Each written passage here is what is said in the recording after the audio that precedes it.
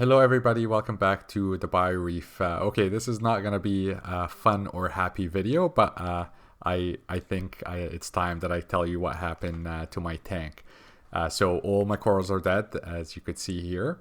Let me just step back a little bit and we'll start at the beginning. So as some of you who've kind of been following the channel know that I've went away for 3 months in Hawaii over the past summer. It was a fantastic experience. You know, what can I say? I got to immerse in marine biology. Spend pretty much all of my days in the water. Saw some amazing fish, some amazing corals. Got to rescue a reef. Got to swim with sharks in the open water. Just a fantastic experience that I wouldn't trade it for anything in the world. While I was away, I had a tank sitter, and the tank sitter was managing my tank. Things started out pretty good, but about a month and a half in, nitrates and phosphates bottomed out, and we tried to kind of troubleshoot and start kind of take some corrective actions, but very quickly I had this Dino as well as Cyano outbreak. And it was just kind of really impossible to manage remotely. This video was shot as soon as I got back. This is early October, and everything is essentially all dead. The tank is covered with this nasty, cyano, mix of cyano and Dino, and it didn't look good. The water was cloudy, and you'll see that actually I lost about 90% of my cleanup crew. And the fish looked really unhappy and had some visible signs of disease. So I got back, and seeing all of this, it was quickly apparent that there's all the corals are dead, or 90% of the corals are dead. There isn't much that I could do for the corals, but the fish looked pretty unhappy and unhealthy. So my first focus was just to kind of try to kind of get them to recover. So I suspect that what happened was that the dianos were releasing some toxins, and it was really affecting the fish, or it could just be a water quality issue in terms of all of the corals kind of dying in a very short period of time. So I immediately cut the lights off, and I started feeding more to help the fish kind of boost their immune system. If my corals were still alive, I would have took a more gentle approach, but everything is dead. So I practiced the nuclear option. I bought myself a bottle of Dino X from Fauna Marine, and I started dosing it. And so this was in early October, but just a combination of the lights not being on, the Dino X. I ended up dosing Dino X as per the manufacturer's instruction for about a month. And then now that I have a little bit more time to kind of do something with the tank, I've been able to do several water changes and slowly bring the lights back up.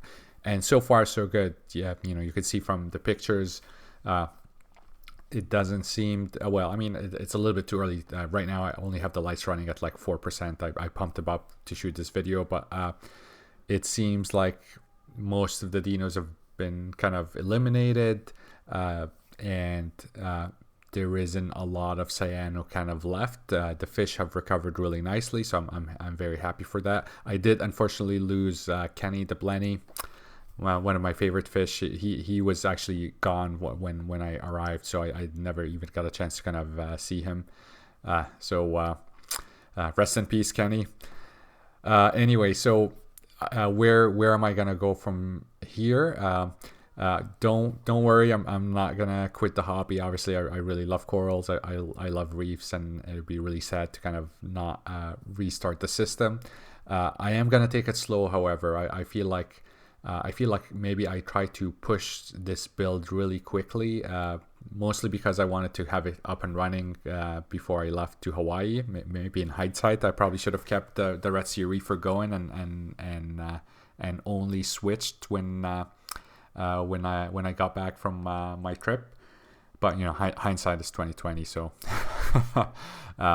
So I'm gonna take it a little bit slow. I'm gonna just very, very gradually, maybe do a couple of really large water changes, kind of thoroughly clean up the sand, and then slowly bring up the lights and see whether the dinos and the cyano come back. And also I need to introduce a cleanup crew, because pretty much like other than one strawberry conch, everything is dead. Actually, one strawberry conch and one large hermit crab. I don't see any other snails in the tank. They're essentially all dead. So that's the plan. Yeah, so sorry it's been a really long time, but it was just very hard to find the energy and the motivation to kind of show you this crappy situation. But I thought that I owe it to you guys to kind of see what happened to the tank. I'm not trying to hide anything. Just this is it happens, and I will rebuild, and one day this tank is gonna look as good as the Red Sea Reefer 250, and hopefully better, and will be chock full of very colorful SPS, and I'm confident that will happen. I'm just not gonna try to rush things and try to really push the recovery. I'm just gonna let the tank kind of chill. Also, just mentally, as you can see with all of the issues that I've had to deal with over the past kind of couple of months, it's I'm not super eager to to spend a lot of time working on the tank. So but it will happen, and as soon as I start kind of rebuilding, you'll start kind of seeing the videos. And I still have lots and lots of amazing GoPro footage from scuba diving and snorkeling all over Oahu and Hawaii.